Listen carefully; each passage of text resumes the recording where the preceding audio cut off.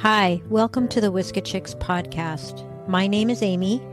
And I'm Amy's sister, Suzie. We are going to be talking to you about Whiskey Chicks. You may ask yourself, what in the world is a Whiskey Chick? Well, it's a term our Nana, our grandmother, used to describe anything and everything, like a doodad or a thingamajig. For our purposes today, Amy and I have framed Whiskey Chicks as those random moments in life that accumulate over time that compel us to grow, learn, and evolve. Whether it's good, bad, ugly, funny, or sad, with each Whiskey Chick comes a lesson, an aha moment, a lotus blooming from the mud and muck, resulting in wisdom and healing. Whiskey Chicks have brought us both to a place in our lives where we love ourselves and speak our truths. The last thing Nana said to me before she passed on was, "Be true to yourself, little A." That was the nickname she had for me. The angel spoke straight through her in that moment, and I knew I had quite a journey ahead of me. It was that Whiskey Chick, the last Whiskey Chick she delivered, that set me off on an incredible growth journey. She is the force behind this creative endeavor. We dedicate every Whiskey Chick to her. We're grateful you're here.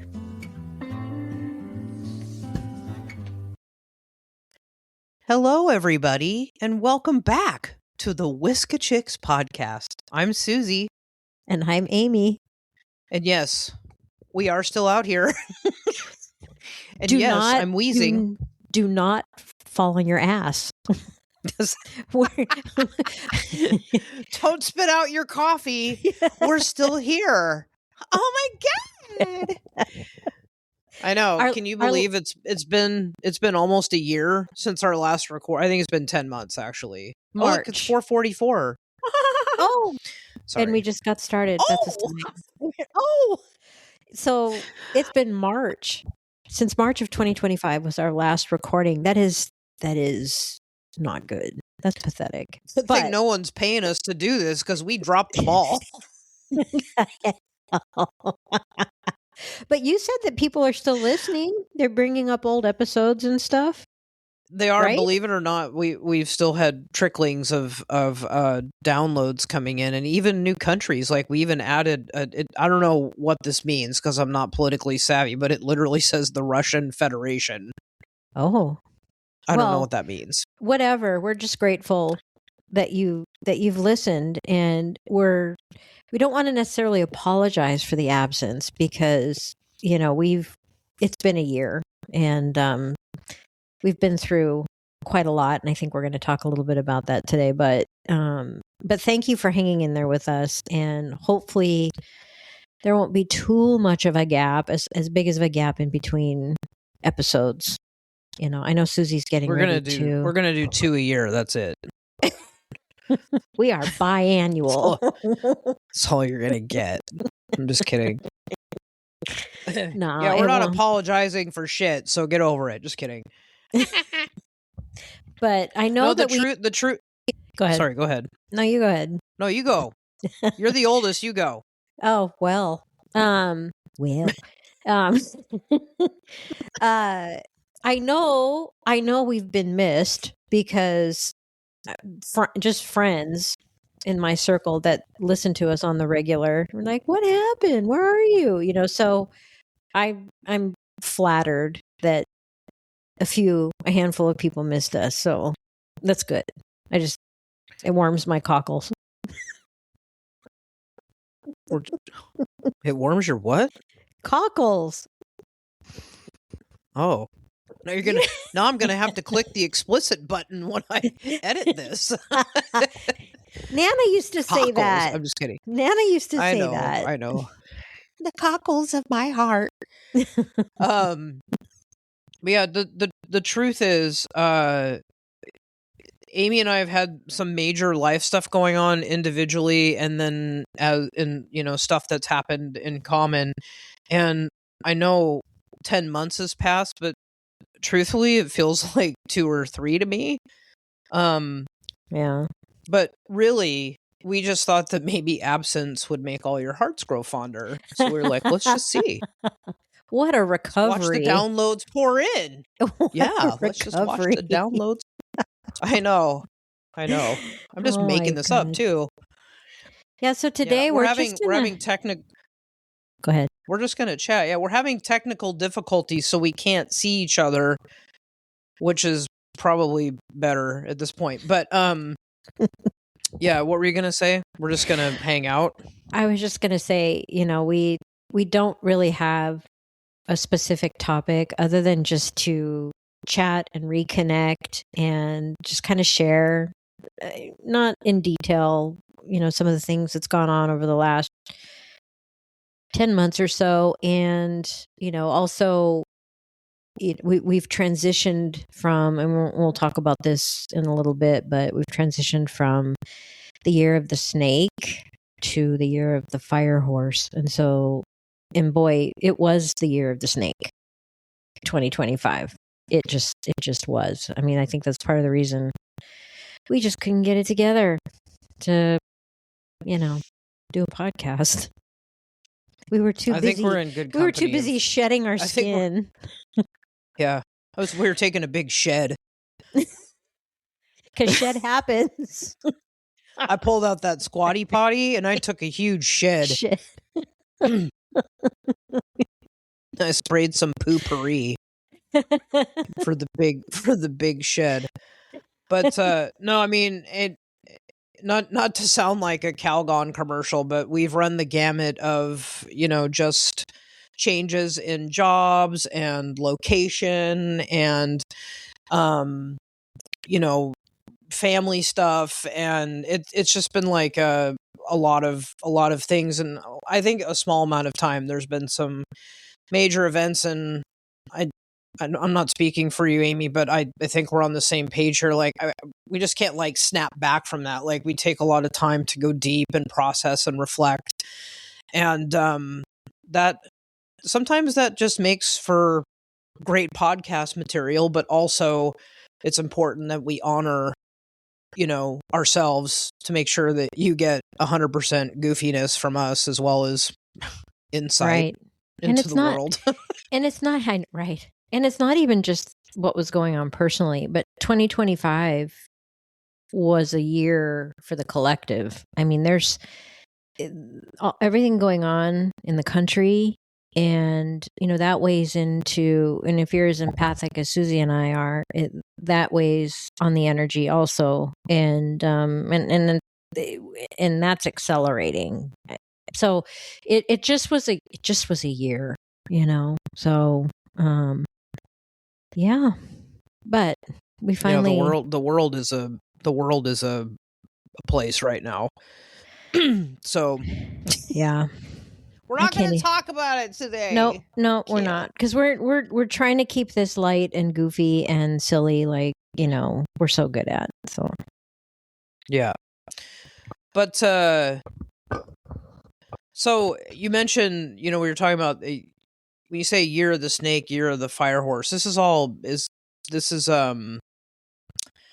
my God, the words are leaving my head. It's not Chinese stuff, right? It is. Is it Chinese animals? Okay. Yeah, it's Chinese. I'm a rat, so yeah. I'm a sheep. So right. You dirty rat. But so oh my God, I'm gonna choke on my own wheeze.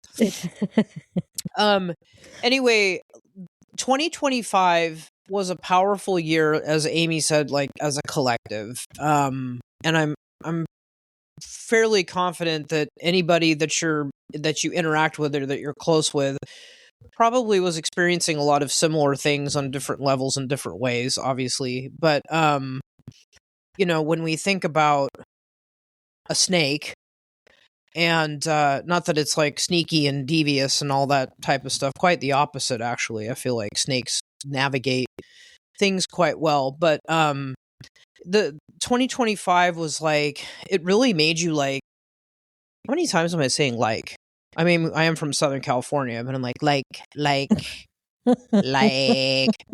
sorry, my ADHD is on point right now. Neither Amy nor I got more than a few hours sleep last night, so there you go. But anyway, 2025 was like a year where we really were like identifying like what was Like, basically not serving our highest good anymore, whether that's things with your own identities or jobs, relationships, personal habits, versions of yourself that you thought were cool, your belief systems. I mean, it really like everything. And so if you hadn't become aware of that possible like shedding needing to happen or change within yourself around June, like mid-year, then the last 6 months of the year were like, well, you didn't do shit the first 6 months, so here we go, which is yeah. for me what happened to me. Like June till December was like, oh my god, hang on, everybody. Yeah, it literally, I mean, and what is a snake, much like a butterfly, it transforms. Every time it sheds its skin, it gets rid of what no longer serves it. So it's very spiritually symbolic. But the serpent is a powerful spiritual symbol anyway. It involves Kundalini energy, which for those of you who practice yoga or are of that mindset, you know, those Kundalini moments are just extremely powerful, where you literally go through a DNA shift as you awaken. And so you know, the snake moving up the spine through the different chakras, that's kind of like the Kundalini moment from the root, from the sacrum all the way up and out the crown. So, you know, you can spin this a bunch of different ways, but it's a very powerful spiritual time. And it was, I think, whether you realized it or not, you know, and maybe for those of you who hadn't really pondered, you know, 2025, but you're saying to yourself, it was a year, you know, look back, think about the snake and the shedding of the skin and the Kundalini, the awakening, and just kind of see if you can corral some of the stuff that happened to you and maybe integrate it a little bit, you know? It's sort of like that snake skin. Oh my god, I feel like I'm coming up with tongue twisters as I'm the snake skin shedding. You're Sort like of in Cindy a way. Brady. No, I'm not going to do that. Down by the theater. For you Gen Xers, yeah, you're laughing. But baby talk. It's a wonder, you can walk. Sorry. Here we go. Oh, stop. But that snake shedding thought, it's almost like all in the skin that's leaving, it's almost like you're stripping yourself down to just like the raw truth of who you really are, and then you go up from there. You know, it's cleansing, it's clearing, but it can be also very emotional and painful and raw, and because you felt safe in that skin. It's what you knew, right? It's what was familiar. And when that goes away, you're sort of like in this in between moment where it's like you're between like where you've shed and now how do I move forward? And your nervous system needs time to recalibrate, and your soul needs time to like kind of catch its breath. And so that space can in your head can feel like quiet and foggy or emotional and almost disorienting at times, and you can make you feel so super tired and like you can't even form sentences and you don't want to be around people. And that's not you being stuck. It's the process that's happening before you get the momentum to move forward, because you will come out of it. Like you will come out of it. It's just that in between time where you're processing what your body and mind has let go of before you move forward. Yeah, it's the integration. You're now, it's like you're being downloaded and you're being pushed toward new beginnings. But before you can push off in that new beginning, you need to integrate everything that was learned, shed, you know, you need to let go of whatever. But it's an integration process where you're, you know, weaving it into your DNA, really. And yeah. And that integration process, you're not ever, if you're really feeling this, you're probably not going to feel a whole heck of a lot better until around the middle of February. That's when the fire horse energy takes over for 2026, because that's the next energy. So it's kind of like, we had a 9-year. 2025 numerologically is a 9-year, and nines are about endings and completion. Huh? What'd you just say? Completion. Completion, exactly. And then 2026 is actually a 1-year, which is a new cycle. So you've completed a cycle with last year, and we're beginning new cycles this year.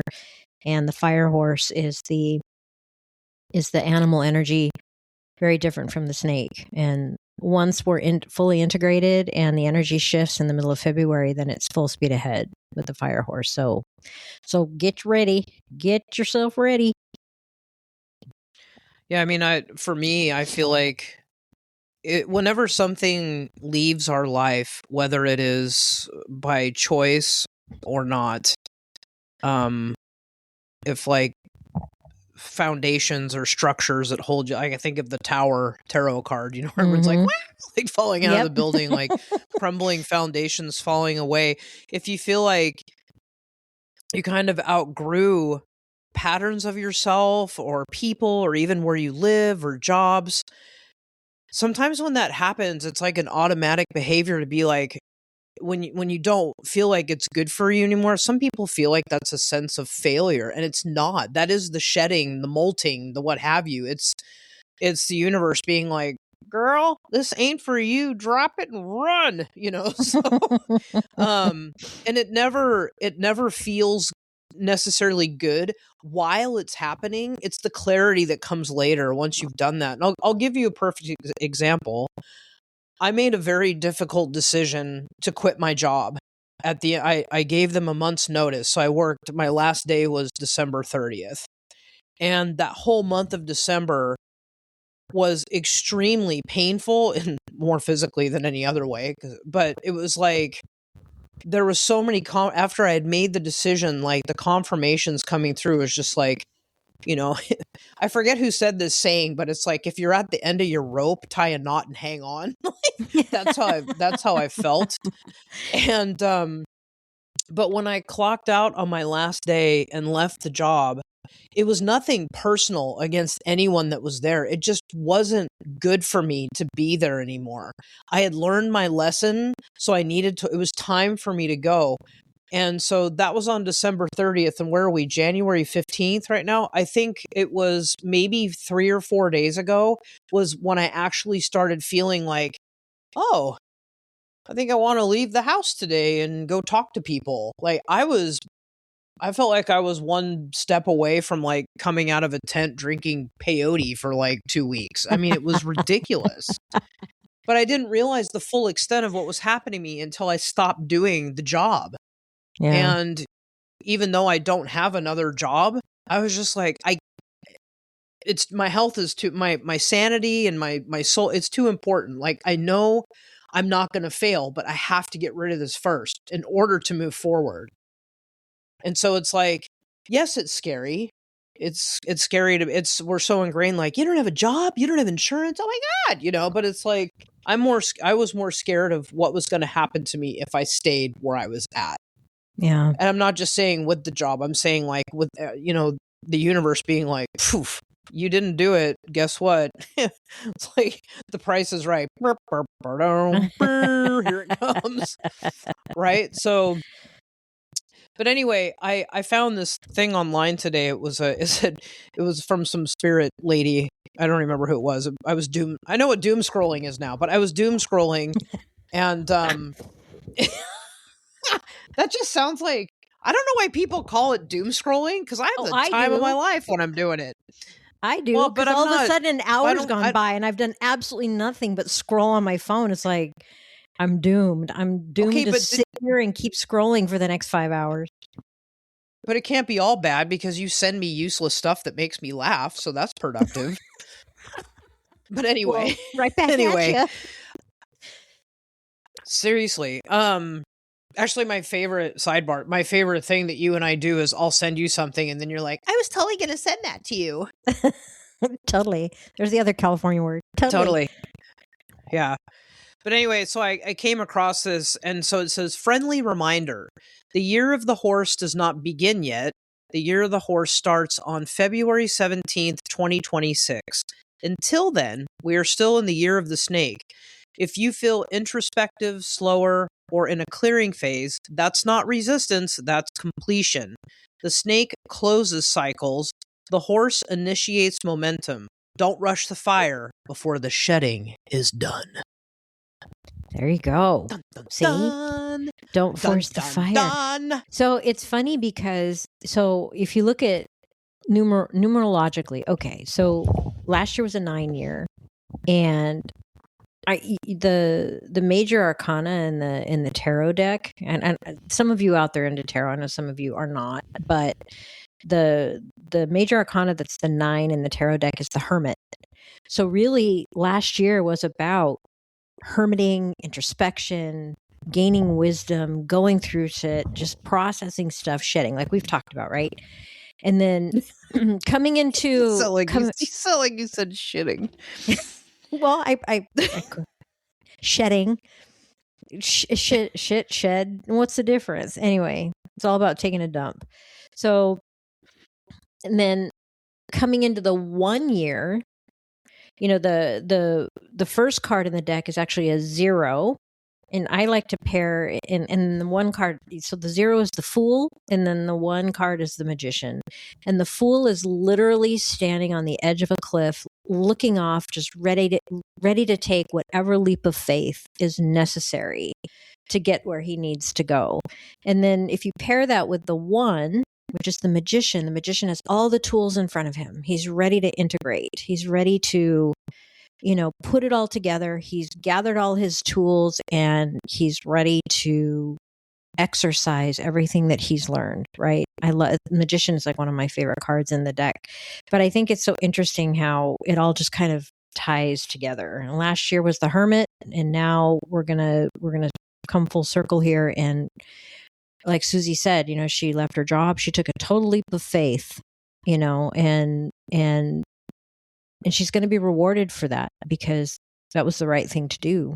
And I did not quit my job, but out of the blue, I took a different role, one that I didn't anticipate at all. I moved out of a position that I really felt wasn't for my highest good, at least at this time. And I took another role within the company, and, which is kind of strange because I never thought I'd see myself doing that again. But that happened toward the end of last year.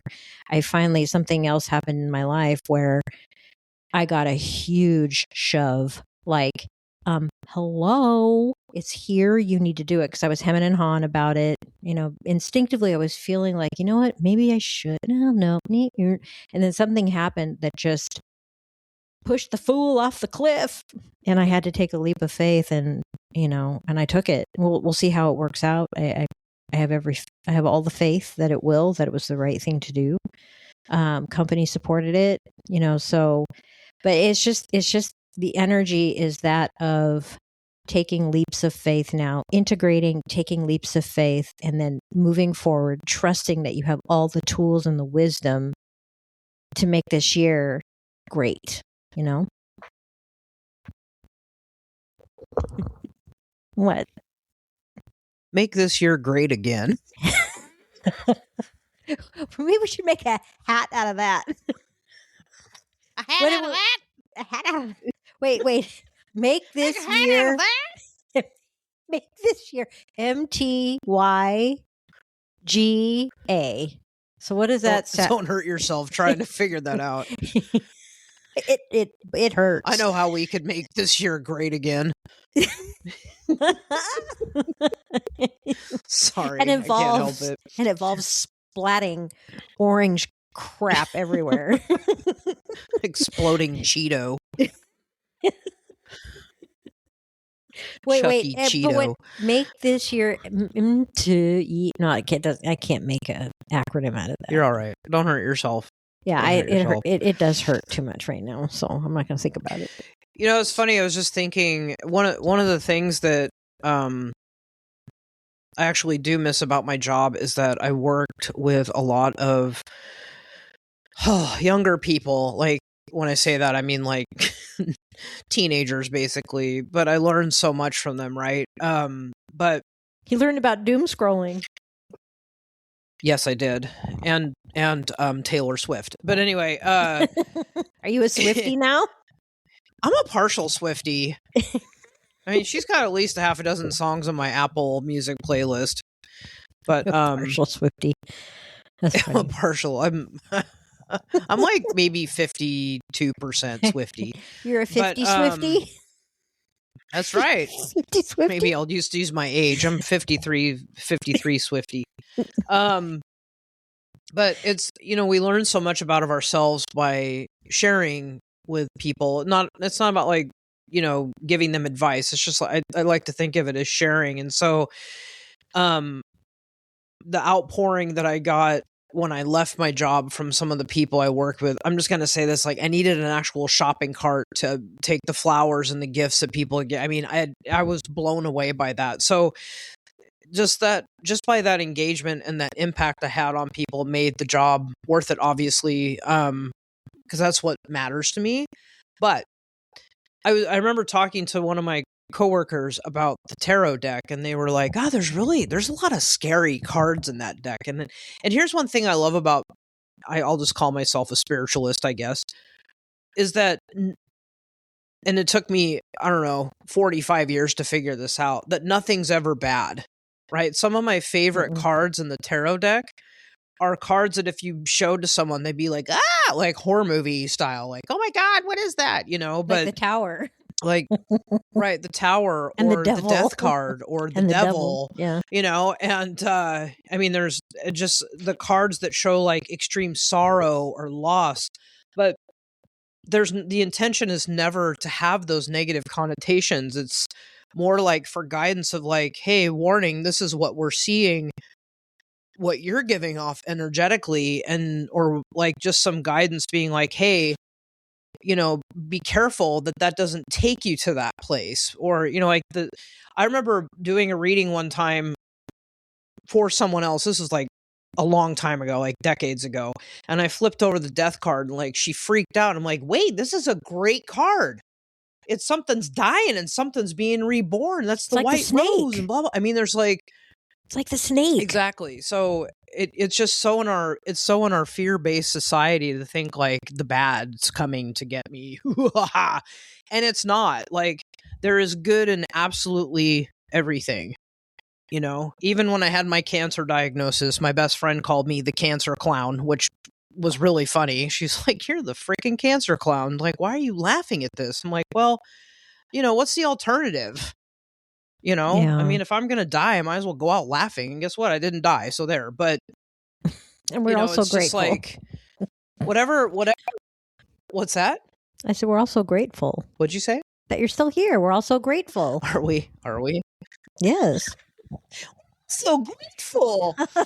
I am too. I'm extremely grateful. And, but I guess my point is that like, we're given so many times throughout our life with more, I guess if you want to say, for lack of a better term, structurally, right? Like this whole last year, 2025 was like a great time, like with the stars and alignments and all that, for you to really take stock of what's going on in your life and with you. And if you don't like it, hey, this is it's like an enhanced time by the universe to really like push you through to success. You can make those changes any day you wake up and don't fall over. Don't get me wrong.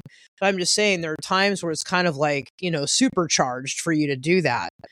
And I find comfort in that. But I don't really know where I was going with that. But I don't either. But major but it was life good. events It was good. I know, sorry. Major life events can make you take stock. And I've had a handful of them in 2025. And I thought that the most significant one, and I'm going to bring this up just briefly, was right in June when our wonderful freaking dad, Pops, he decided to move on to his next life. And our dad passed away in the middle of June. And it hit all of us differently, but like, for you and I, well, I guess for all of us, all of us kids, it was the first parent to pass away. Grandparents are a little bit different. This hit differently. And, I just, ever since Dad has passed away, I have just felt so like, I know this sounds weird, but just so like positive. And I don't know why. Maybe that's him up there like swirling around like with a little Suzie flag, rooting me on. But I don't know. Like I feel so peaceful with it, but yet it still weighs heavy on me that, because we're going through the time of like, no Thanksgiving or Christmas phone calls or anything like that. And, so it's like that cycle of firsts. But yeah, that was the most powerful thing for me that happened this last year. Just in terms of, if you want to talk about like a life event, but that was Dad's passing was the catalyst for me to really push through the last 6 months of the year and be like, you know what? I'm going to make these changes because I just feel like it's the right time to do it. I really do. Yeah. So, yeah. Yeah. Well, we're at the 30-minute mark. Are we? Yeah, right now we are. Look who's watching the ticker. Well, we like to be respectful of everybody's time. I mean, our goal is to kind of keep it right around 30 minutes so that you're not like, oh my God, shut up already. I'm done. Some of the longer podcasts, they can't. Some of the longer podcasts can be, I mean, sometimes I'll look at the time. I'm like, I don't want to listen unless I'm driving long distances or something. But anyway, I'm just telling you, they can't. They can't get enough of us. I'm just telling you. But well, all the more reason to cut it off at 30 minutes. Leave them hanging, wanting more next time around. Right. So, homework. Yeah, on the spot homework. On the spot homework. Tick, tick, tick, tick. You should have been thinking about that while I was rambling on. I actually was, but thinking for me today is hurting. So, but I think I mentioned something earlier on in our little chat here today about that could be used as homework. But as before we hit the middle of February, when the year of the snake actually ends, I mean, we still have some time for integration and to kind of tie up loose ends and kind of turn that corner. Maybe sit down and journal a couple of things. Maybe you had a couple of major life events happen. How did they impact you? What did you learn from it? What are you leaving behind and then taking with you into after February? What is it that and it could be anything. It could be, Suzie brought up our dad passing. It could be a job thing, a relationship thing. I mean, there's so many different things that could have happened this year. And maybe just pick one or two things and just journal how, like the depths of it a bit, how it impacted you, the good, the bad, the ugly, and what are you leaving behind as a result? But yet, what are you taking with you? What is the wisdom that you gained from something that happened this year that you can carry into this fresh start, this year of new beginnings? So, yeah, should you be so inclined to do so? Before you get on that, before you saddle up on that fire horse and get her done. Exactly. Get that momentum moving forward. So, all right. Well, I would like to dedicate this podcast episode to our beautiful father, Richard Eugene Borger, who's up there in the sky now. And we're so grateful that you were our pops. Yes. Thank you, before Dad. I start getting emotional. But yeah, Dad, this is for you. Yeah. And, we'll be around. We will be back. I promise. Once we get rolling, we'll keep rolling. So it won't be too long before we're back. But it won't record. be weekly. Don't have, all right. Your expectations shouldn't be too high. It's not going to be weekly. It might be every other month at this No. point, but that's better than once a year. So True. We'll get on the horse and pick it up. All right. Well, we hope you all have a wonderful rest of the January, and we'll see you back here soon. And we know what old Nana would say. be true to yourself.